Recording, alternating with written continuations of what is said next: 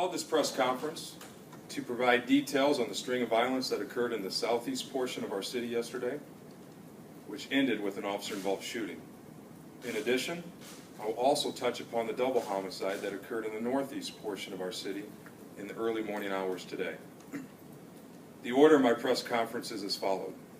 I will give a sequence of events leading up to the officer-involved shooting in South Omaha. I will then provide additional details for the officer-involved shooting in particular. I will touch on the double homicide in North Omaha this morning, which remains an active investigation. I will then provide an overall statement on the violence that struck Omaha the last 24 hours. At the very end, I will take some questions. On Saturday, June 15th, 2013, at 14:03 hours, a shooting occurred at 3104 Haskell Street, apartment number 10. This shooting sets the string of violence into motion that occurred in our southeast portion of our city. Two Hispanic males show up to the apartment complex and yell up to an apartment so a tenant can let them in the security door. There's some type of relationship there. Once inside, victim Aaron Anderson is shot and he is currently still in critical condition. The two Hispanic males leave in a hurried fashion. One gets into a blue Ford Thunderbird owned by Aaron Anderson. The other Hispanic male, who is our suspect in the next three shootings and ultimately dies during the officer-involved shooting, leaves on foot. He has yet to be identified from prints and other investigative follow-up and is currently a John Doe. A witness sees the suspect on foot discard a sweatshirt at 35th and Valley Street. Another witness sees him walking over the 36th Street Bridge, over I-80, in the street. No weapon is noticed at this time, but the suspect is described as angry. 45 caliber gun casings are found at the scene of 3104 Haskell.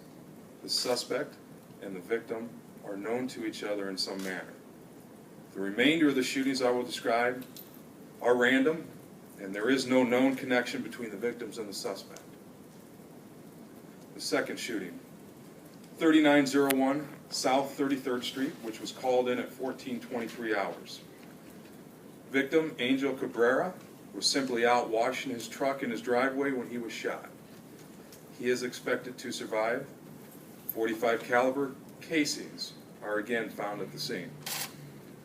The third shooting, at 3309 E Street, was called in at 14:32 hours.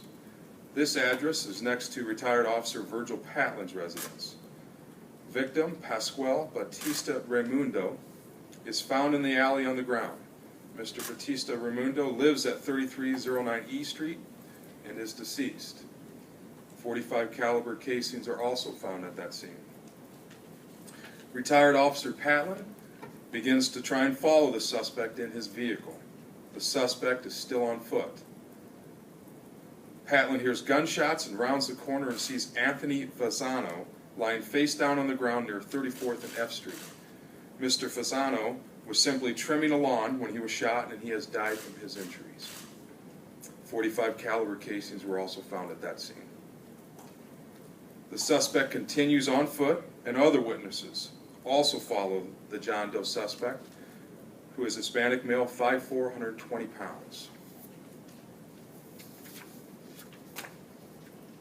Officer Coral Walker is dispatched to the area at 14:28 hours. Witness Jason Linhart was west on F Street near 33rd Street behind his friend Clayton Woods. Mr. Woods slammed on his brakes, jumped out and yelled, "That guy just shot someone," and points at the suspect. Linhart is with the victim for a minute, then tries to follow the suspect until he spots Officer Coral Walker. He advises Officer Walker of the situation and points to the suspect, who is south on Dahlman Avenue near F Street. Suspect is still on foot. Officer Walker pulls up to the suspect and has his duty weapon out and is in the driver's seat of his cruiser. Officer Walker sees the suspect with his hands near his abdomen and not visible. Walker yells verbal commands to show his hands, and the suspect turns and points a gun at Walker. Officer Walker and the suspect engage in a gun battle, with Officer Walker striking the suspect and the suspect falls. Officer Walker fired numerous times and tactically exchanged his magazine for a fresh magazine and then exits his cruiser. Officer Walker and other officers who have arrived approach the suspect and attempt to secure him. The weapon is still in the suspect's hands. The officers give several commands to drop the weapon. The suspect turns with the weapon in Walker's direction, and Walker fires additional shots at the suspect. Radio transmission is heard at this time, with the suspect down at 14:29 hours. The suspect is secured. There's an Omaha Fire Department arson investigator on the scene. A medic is called to the scene also at this time, 14:29 hours. The other officers who arrived didn't see the first set of shots, the gun exchange between Walker and the suspect, but they were present during the last shots fired by Officer Walker. The approximate distance between the suspect and Officer Walker was 10 to 15 feet. The suspect was firing a .45 caliber weapon. Officer Walker's cruiser was hit by gunfire at least twice. The suspect had 2 loaded magazines in addition to the magazine in his weapon.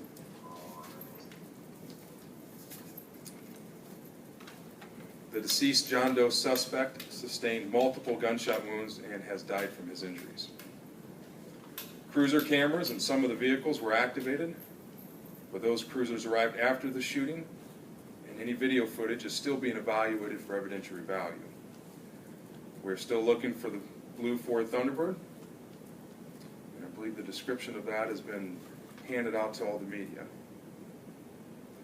The Omaha Police Department's officer-involved shooting squad is investigating the officer-involved shooting. The Omaha Police Department homicide unit is investigating the other shootings. Douglas County Attorney Don Klein has been advised, and per Omaha Police Department policy, any officer who discharges his or her firearm that results in injury is placed on paid administrative leave pending the internal investigation. In addition, per state statute, a grand jury will be convened anytime a death occurs while in police custody.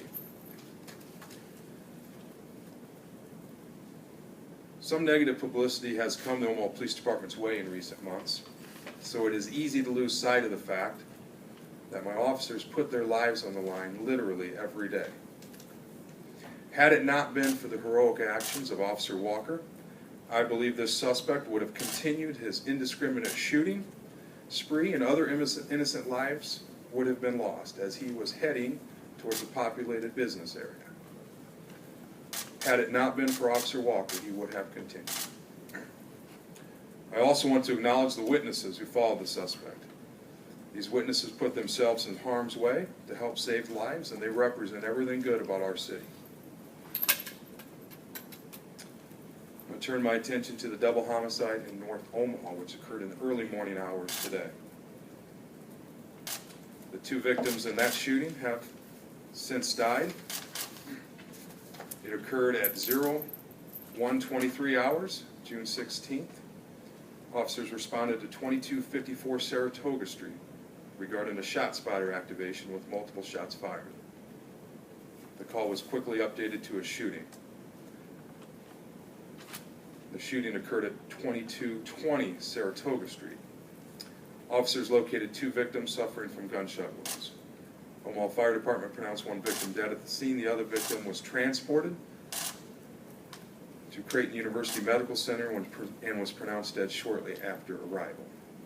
The investigation is ongoing, but it does appear early on in our investigation that this shooting has gang ties. I want to talk about overall violence in our community for 2013. Prior to the last 24 hours, the Omaha Police Department had recorded 15 homicides year to date. Now we are at 19 within the course of 24 hours. The officer-involved shooting does not count towards that total. This is absolutely unacceptable, and while violence is oftentimes unpredictable, the Omaha Police Department does everything in our power to try and be out in front of this violence.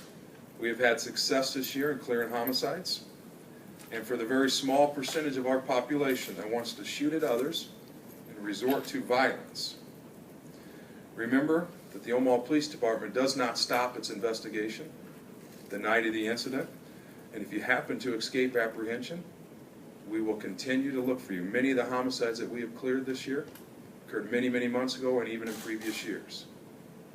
So I want that to be on every shooter's mind, that we will not stop looking if you happen to escape apprehension for that day or two following.